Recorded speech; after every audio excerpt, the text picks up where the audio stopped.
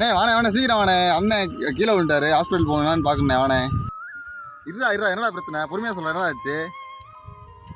இல்லைண்ணே, இந்த பக்கத்தில் சின்ன பையன் கீழே வந்து சரிச்சு பேசுனேன். அதான் கொஞ்சம் ஹாஸ்பிட்டலில் போயிட்டு இன்ஜெக்ஷன் போட்டலாம்னு சொல்லிட்டு அப்பா கூப்பிட்டாரு. என்ன காயம், சின்ன காயமா பெரிய காயமா தம்பி? என்னண்ணே நீ என்ன பெரிய டாக்டர் மாதிரி பேசுகிற? அப்பா கூப்பிட்டாருன்னு சொல்கிறேன், இன்னும் டாக்டர் மாதிரி இருறாங்கிற.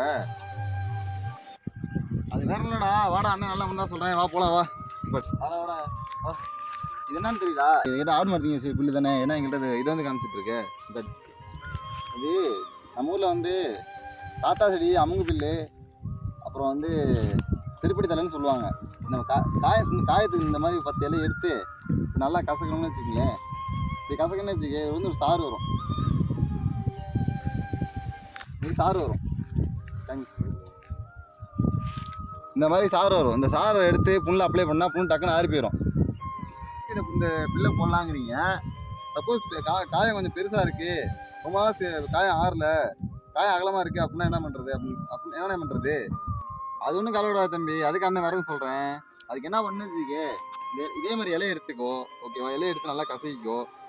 காயம் கொஞ்சம் பெருசாக இருக்குது, ஆழமாக இருக்குது, ரொம்ப நாள் ஆறல அப்படின்னா இந்த மூலிகையோட சாரையும் மாட்டுக்காமையும் சேர்த்து அந்த புண்ணில் போட்டினா டக்குன்னு ஆறி போயிருந்தேன் தம்பி. இவ்வளோ மருத்துவ குணம் இருக்கானே, இவ்வளோ எனக்கு தெரியாமல் போச்சுனே. இது மாதிரி நிறைய கற்றுக்கணும். அது என்னென்ன பண்ணலாம்? இந்த மாதிரி யூஸ்ஃபுல்லான வீடியோ வேணும்னா எங்களை மறக்காமல் சப்ஸ்கிரைப் பண்ணி, லைக் பண்ணி, ஷேர் பண்ணி விடுங்க. ரொம்ப நன்றி.